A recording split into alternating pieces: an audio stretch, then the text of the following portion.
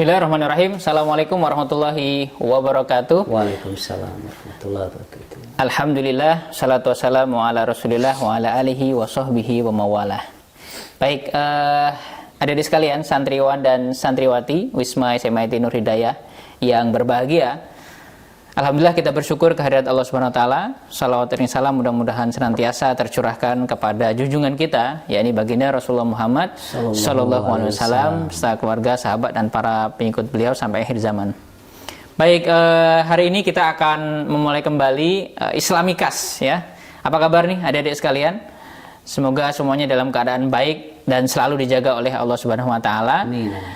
Kita kembali ke program Islamikas kita, Islamic and Indonesia Civilization Studies. Sudah bersama kita narasumber kita yaitu Ustadz Rosnendya Yuda Wiguna. Gimana kabarnya Ustadz? Alhamdulillah baik. Assalamualaikum warahmatullahi wabarakatuh. Masya Allah, sehat, selalu tampil semangat dan selalu tampil muda. Siap, baik, Ustadz Nendi ini adalah narasumber kita. Beliau adalah Kadif di Kadif Pendidikan dan Kebudayaan di Remaja Masjid Agung Surakarta. Nampaknya keraton nih, orang keraton nih. Masjidnya yang masjid keraton. Masya Allah. Beliau juga sebagai ketua Lingkar Studi Peradaban Islam dan Indonesia. Baik, hadirin sekalian, langsung saja kita ngobrol sama Ustadz Nendi ya. Kita sudah akrab sebenarnya.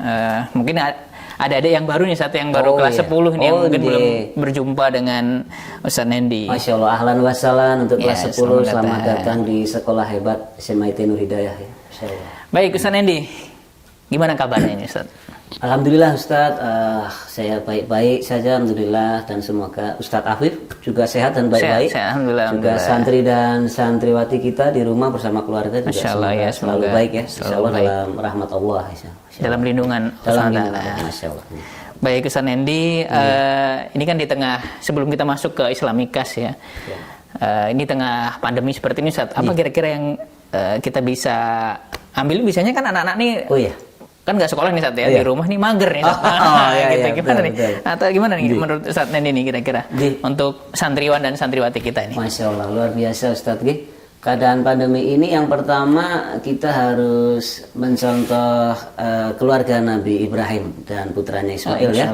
Kemarin terusan saja kita memperingati momen itu, yaitu Idul Adha, yaitu penuh keikhlasan menerima ketetapan Allah. Apa yang Allah inginkan, Nabi Ismail siap. Tapi waktu itu nggak ada pandemi. Iya. Maksudnya keikhlasannya itu ya? Iya, keikhlasannya yang dicontoh maksudnya, yaitu ketetapan Allah ada pandemi ini. Apapun itu yang terjadi, apakah terkait dengan konstelasi sosial politik atau memang ternyata sebuah fenomena kesehatan ya, ada virus begitu. Nah, itu kan ketetapan Allah. Ya, kita mari jalani saja. Dan sudah ada petunjuk-petunjuk, sudah sering dibahas saya kira oleh para guru SMIT kepada santri dan santriwati ya tentang fikih pandemi ya, bahwa Rasulullah juga sudah menyampaikan kalaupun di masa pandemi kita itu berusaha menghindar dari virus dan wabah itu, maka itu ketika kita berdiam diri di rumah itu juga bagian dari berjihad Ustaz. Gitu? Iya, padahal mager tuh Ustaz. Iya, padahal mager. Tinggal magernya ini Ustaz, mager yang bagaimana? Oh gitu, ini soalnya ini lagi ramai mager kaum rebahan. Oh gitu ya. Iya.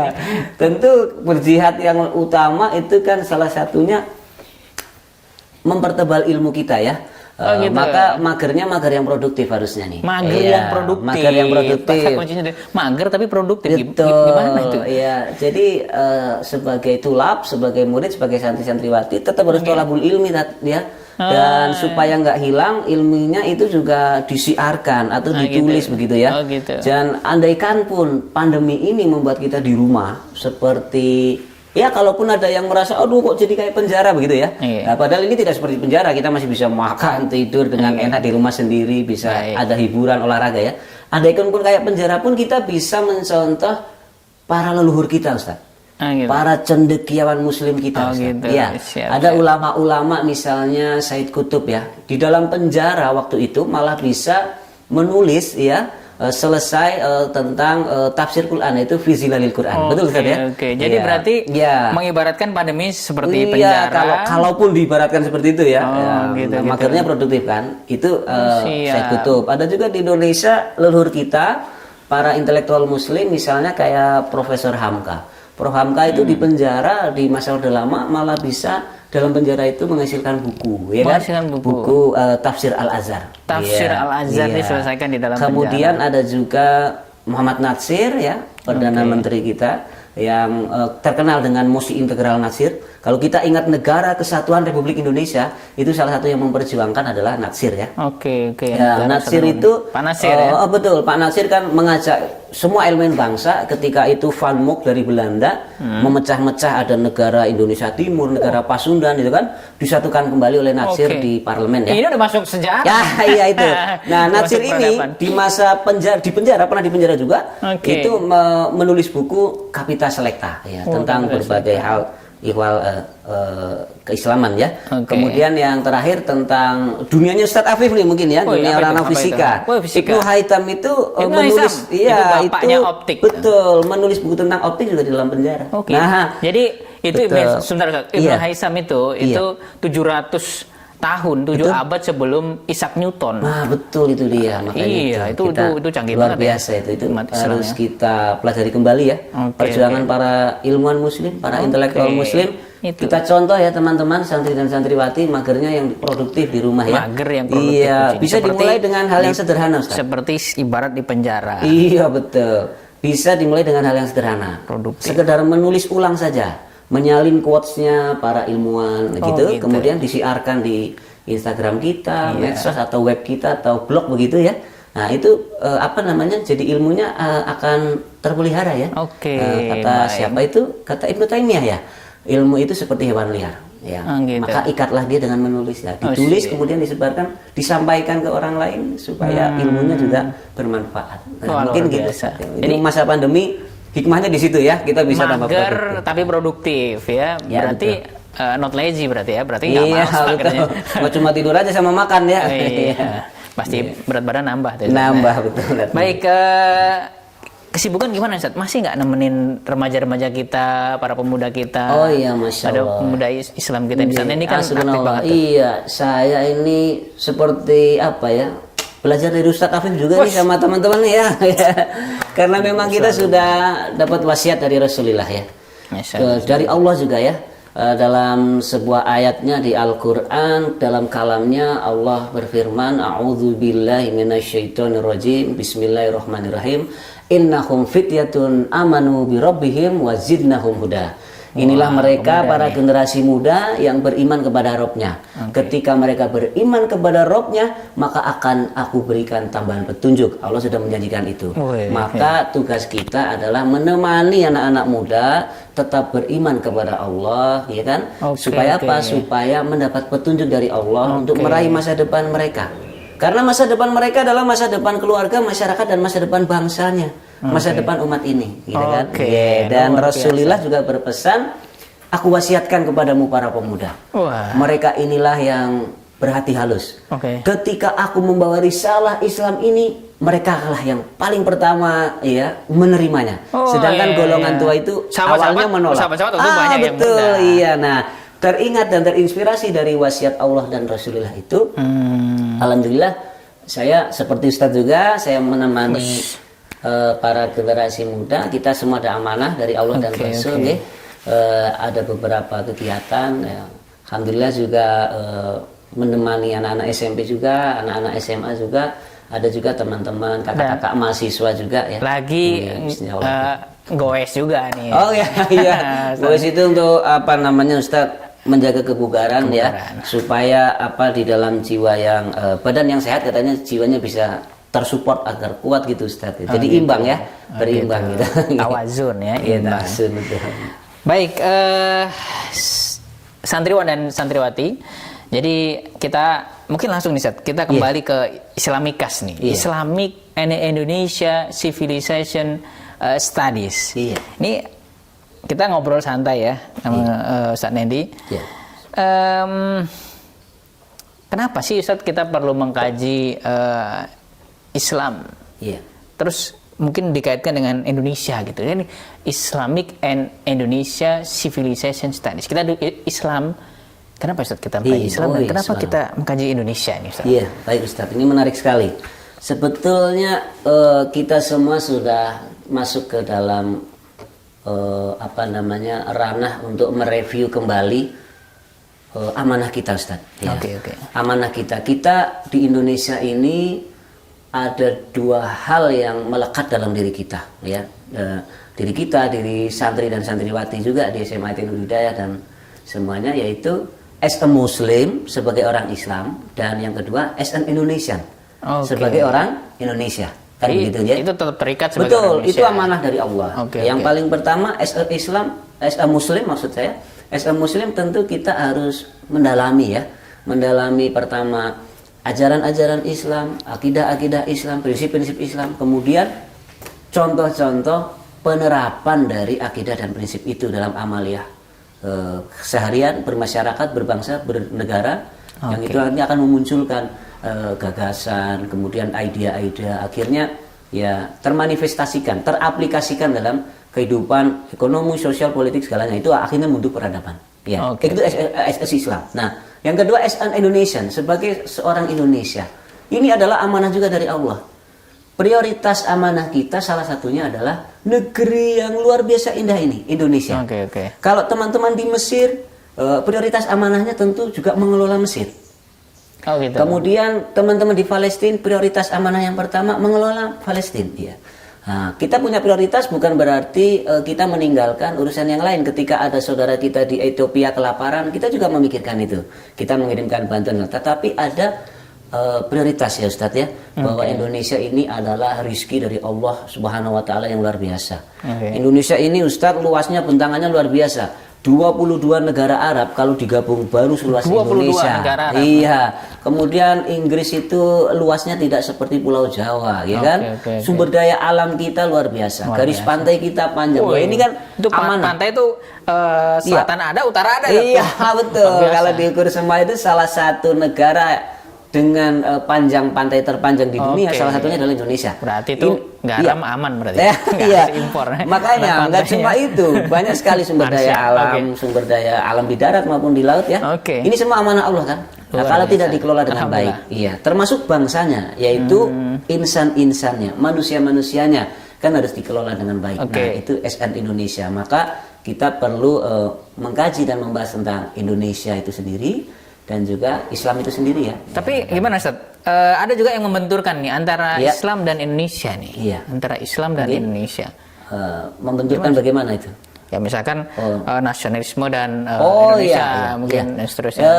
Sebetulnya kalau yang kita lihat nanti kita akan mempelajari makanya ya. Ini ke depan ya kita ke depan ya dalam materi Islamikas nanti. Kenapa ada yang mencoba membenturkan bahwa misalnya Islam itu tidak sejalan dengan Indonesia? Nah, kita akan tahu, kita akan pelajari Indonesia itu apa, sejarah Indonesia itu bagaimana, Indonesia itu berdiri kapan, muncul kapan, ya kan?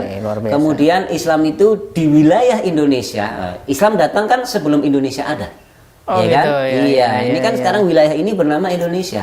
Dulu kan bukan. Nah, terus bagaimana mereka masuk? Kemudian apakah betul tadi asumsi itu ya yang disebarkan? Apakah betul bertentangan gitu kan? Padahal Islam di situ ikut membentuk Indonesia, kan gitu ya. Dengan ajaran yang betul, dengan ajaran yang rahmatan lil alamin, Pak, insya Allah sejak masuknya di Indonesia, Islam itu tidak pernah menghasilkan sebuah kontraksi atau peperangan budaya ya, tidak pernah mencuri atau mengambil paksa rempah-rempah. Ketika baru para pendakwah itu juga datang dengan jalan dan cara dakwah yang damai, berdagang melalui budaya gitu kan. Nah, artinya nanti itu salah satu bahasan kita tuh, apakah benar ya. Terus siapa yang menyebarkan stigma-stigma itu ya, stigma bahwa negatif, Islam itu seakan-akan tidak selaras dengan Indonesia. Ada pejuang-pejuang yang ingin mendirikan negara Islam. Itu gimana? Nanti kita akan bahas juga konsepnya di di materi Islamikas. Baik, berikutnya gitu, adik-adik santriwan dan memang santri kalau santri itu memang wawasannya harus luas ya. Gitu, betul. Jadi ini salah satu musakuful fikr. Masya Allah. Meluaskan wawasan bersama ahlinya nih Ustaz. Enggak, wah bareng-bareng aja, sama-sama aja. Baik, berikutnya Islamic and Indonesia Civilization. Civilization ini peradaban ya. Kenapa Ustaz? Kok kita peradaban. Belajar peradaban. Jadi sebuah peradaban itu lahir dari sebuah gagasan, Ustaz ya. Siap. Gagasan ini akan terijawantahkan atau teraplikasikan dalam berbagai bidang kehidupan. Oke. Dan sudut pandang seseorang dalam menciptakan gagasan, tokoh atau pemikir begitu, itu akan mempengaruhi manusia-manusia yang lain dalam melaksanakan kehidupannya. Nah, artinya apa? Artinya sebuah peradaban ini adalah sebetulnya juga manifestasi dari isi di dalam hati, isi di dalam pikiran. Nah, manusia-manusia di dunia ada yang isi dan hatinya itu benar, ada yang kurang benar begitu ya. Nah, kalau kita bagaimana? Kita sebagai orang Muslim, maka perspektif kita dari hati, dari pikiran adalah ya perspektifnya orang Muslim, perspektif Islam, tasawur Islami atau world view-nya harus world view Islam. Cara pandang kita tentang dunia, cara pandangnya kita tentang dunia itu harus sesuai dengan nilai-nilai Islam. Maka gagasan yang akan kita keluarkan pun dalam kehidupan kita di segala sisi kehidupan itu juga harus sesuai dengan nilai-nilai Islam. Nah, peradaban yang dibentuk di dunia ini seperti juga sejak sejarahnya anak-anaknya Adam ya. Cara pandang tentang sesuatu itu sudah mulai berbeda kan. Terjadi ada konflik gitu kan. Nah, kita bertugas untuk mempertahankan cara pandang yang lebih tepat, yang lebih sesuai dengan al-haq, dengan tuntunan Allah. Nah, karena artinya apa? Karena peradaban itu nanti akan mempengaruhi juga kehidupan kita di dunia, dan sebagai orang Muslim juga akan berpengaruh bagi kehidupan kita di akhirat. Kan gitu. Ya, jadi sebetulnya tentang peradaban ini adalah aplikasi atau manifestasi dari iman kita, Ustaz. Oh gitu. Iya, dari iman kita. Ada kaitannya. Ada kaitannya. Ini adalah manifestasi dari syahadat kita juga. Oh gitu. Iya, kalau kita sudah bilang La ilaha illallah Muhammad Rasulullah, apakah betul hidup kita dalam mengatur ekonomi, dalam mengatur sosial, politik, budaya, ya, pendidikan itu sudah sesuai dengan nilai-nilai yang Allah sarankan. Jadi nggak cuma Allah ucapkan berupa syahadat gitu. Apakah sudah sesuai dengan nilai-nilai yang Rasulullah juga contohkan misalnya? Nah, karena semua itu kan termaktub jadi satu di dalam ranah peradaban itu. Nah, maka kita harus kasih peradaban. Gitu. Peradaban di dunia ini ya. Selanjutnya nih, Ustaz. Nanti kita di Islamic ini apa nih yang kita pelajaran yang di masa mana nih yang kita pelajari nih? Ini peradaban di kurun waktu yang mana gitu ya? Iya, kurun waktu yang mana nih kira-kira yang akan kita diskusikan nih, Ustaz? Iya. Peradaban yang akan kita bahas tentu peradaban di hari ini. Hari ini. Juga perencanaan peradaban ke masa depan. Tetapi tentu diawali dengan kita mempelajari peradaban masa lalu. Peradaban masa lalu di peradaban Islam, kemudian peradaban Indonesia, juga nanti korelasinya dengan atau interaksinya dengan peradaban dunia. Nah, luar biasa. Karena apa? Karena seperti Allah juga firmankan ya, wal tangdur nafsun ma qaddamat liqad ya. Kita perlu mempelajari apa yang telah kita lakukan. Itu sebetulnya di ayat itu tentang pribadi ya, tapi bisa kita analogikan apa yang telah dilakukan oleh manusia-manusia seluruhnya. Dulu itu kita ngapain? Karena Ustadz, kejadian atau fenomena di hari ini itu pasti pengaruh dari sebuah amal atau amal-amal yang ada di masa lalu. Jadi history ya. Betul. Kemudian apa yang akan terjadi di masa depan itu pasti hasil dari amal-amal di masa kini. Jadi kenapa ada masalah misalnya pada hari ini? Pasti ada akarnya kan, ya kan? Kenapa ada keberhasilan di masa kini? Pasti ada akarnya. Dulu apa yang disiapkan kok menjadi berhasil? Atau kalau sekarang ada kehancuran, dulu siapa yang mulai menghancurkan? Kan gitu. Maka peradaban ranah dalam konteks Islamikas ya, Islamic and Indonesian civilization, ya kita akan lihat peradaban Islam yang mulai menyentuh masyarakat di wilayah Indonesia mulai kapan, kemudian Indonesia, peradaban Indonesia juga pra-Islam dan sesudah Islam ya, berakulturasi secara damai gitu ya. Tentu kita akan ambil poin-poin pentingnya dalam tikungan-tikungan sejarah yang penting. Ada begitu. Tikungan juga. Iya, ada tikungan, nggak selalu berjalan lurus kan ya. Menikung gitu ya. Iya, betul. Itu. Nah, untuk melengkapi apa yang sudah Ustadz dan Ustadzah sampaikan juga di pelajaran sejarah. Nah, intinya kalau di sini adalah nanti penajamannya pada sisi peradaban yang momen-momen pentingnya ya. Untuk kita bahas, kita kaji dari mulai pemikirannya, pemikiran apa yang membuat kesuksesan itu, kemudian pemikiran apa yang membuat kehancuran misalnya gitu. Atau kekacauan misalnya gitu ya, kekacauan ya. Dan itu dipelajari di ranah peradaban, karena nanti akan membahas juga tentang pemikiran. Gitu, itu ya. Gitu. Islamikas. Berarti itu kayak misalkan Soekarno bilang jas merah itu mungkin ya. Iya betul. Jangan sekali-kali merupakan sejarah. Bung Karno murid dari Syarikat Islam ya. Muridnya Cokroaminoto. Ya, santri semua, founding father kita santri semua. Harus ditegaskan dong, muridnya harus Cokroaminoto. Betul, iya. Karena kadang-kadang itu hilang dari atau dikesampingkan dari. Iya, makanya apa yang hilang coba kita akan hadirkan kembali dengan referensi yang ada. Dan di Islam sendiri mungkin ya, kalau refleksi sejarah itu, kalau tuntunan kita Quran itu 6.000 ayatnya itu berisi tentang cerita-cerita Qasaisul Quran. Jadi Al-Quran itu ada anatominya, Ustaz. Kalau Al-Quran anatominya itu dibuka, itu ada yang namanya Qasamul Quran, janji-janji di dalam Al-Quran. Ada juga Qasaisul Quran ya. Kisah-kisah dalam Al-Quran. Nah, ini Allah sendiri dalam kalamnya banyak sekali menyampaikan kisah-kisah tuntunan dan syariatnya melalui kisah-kisah. Itu sebagai metode pendidikan justru dari Allah SWT ya tentang. Dan ada pentingnya juga Ustadz, kita mempelajari ini itu insya Allah juga untuk menyusun masa depan kita, masa depan pribadi kita, keluarga kita, masyarakat kita, bangsa kita, umat Islam dan manusia sedunia pada umumnya. Karena apa Ustadz? Karena begini, masa depan itu kan pada dasarnya ghaib, milik Allah semata keputusannya. Kita nggak tahu besok. Betul, kita nggak tahu gimana, Allah aja yang akan mengizinkan masa depan itu akan berlaku bagaimana. Tetapi Ustadz, Allah itu kan juga memberi kesempatan kepada kita ya, untuk berbuat dan berikhtiar, ya kan? Maka takdir itu juga Allah berikan peluang dalam kesempatan takdir itu untuk kita berusaha. Seperti ayat Allah ya, Innallaha la yukhayyiru ma biqaumin hatta yukhayyiru ma bi anfusihim. Allah tidak akan merubah nasib satu kaum kalau kaum itu tidak berusaha merubah fi anfusihim, anfusnya, jiwanya. Nah, ini dengan pendidikan, dengan pemahaman yang betul tentang banyak hal dan merubah dirinya sendiri mulai dari jiwanya itu nggak bisa. Maka dari sisi takdir, masa depan itu adalah milik Allah semata ya. Allah yang tahu. Tetapi dari sisi ikhtiar, masa depan itu bisa diketahui dari cara kita mengelola hari ini, Ustaz. Contohnya misalnya, Ustaz bola suka apa? Liverpool ya? Enggak, Arsenal. Arsenal Indonesia supporter. Bayangin, kira-kira para pemain habis juara FA.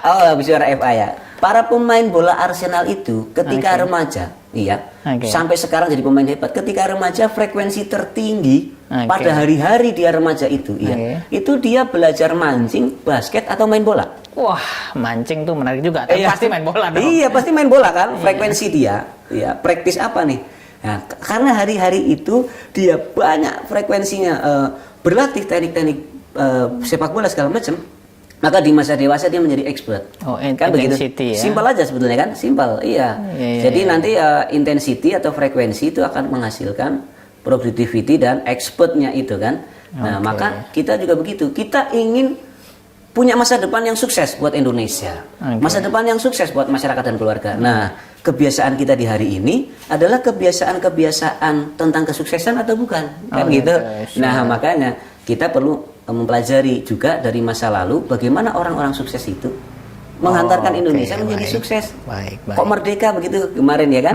Bagaimana para leluhur kita di masa lalu mendidik dirinya dan masyarakat kok sampai alhamdulillah bisa berjuang kan akhirnya memerdekakan diri. Bukan hadiah ya dari penjajah, tapi merdeka dengan diri sendiri. Nah, kemudian sangat kuat sekali kohesi di antara Indonesia, di antara rakyat Indonesia. Bagaimana caranya dulu kok bisa begitu, bisa bersatu? Nah, itu kan ada siap. Tentang kemerdekaan Indonesia ada kayaknya perlu ada episode sesi sendiri. Oke, ya ini sesi pembuka ini ya. Ini sesi pembuka aja nih. Sesi khusus untuk ini kan lagi merayakan kemerdekaan Indonesia. Oh, Masya Allah. Baiklah nanti. Baik, santriwan dan santriwati, adik-adik sekalian, dan mungkin ada ustadz dan ustazah yang ikut menyimak atau orang tua juga yang ikut menyimak, ya itu sedikit talking obrolan kita tentang Islam Indonesia dan peradaban.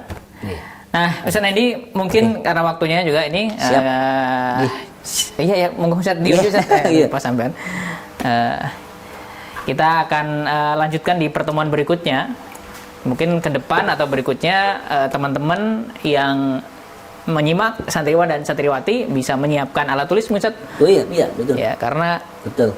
Mengikat terikat dengan tulisan. Ya, ini budaya tradisi ilmu. Iya. Baik, di sesi ini closing Ustaz. Iya. Statement dari Ustaz Nendi. Oke. Baik. Sesi pertama ini perdana kita. Teman-teman sekalian, santri dan santriwati, juga Ustadz dan mungkin juga para orang tua yang menyaksikan dialog kita ini di Islamikas. Bismillah, marilah kita bersama-sama ya merefleksikan diri kita. Merefleksi itu apa namanya? Kembali bermuhasabah. Karena apa? Penting untuk kita bermuhasabah secara bersama-sama dikala kehidupan di dunia ini ya sudah mulai kita lihat ya gejala-gejala nilai-nilai Islam mulai ditinggalkan gitu. Maka kita bertanggung jawab untuk mengembalikan kembali, Ustaz ya.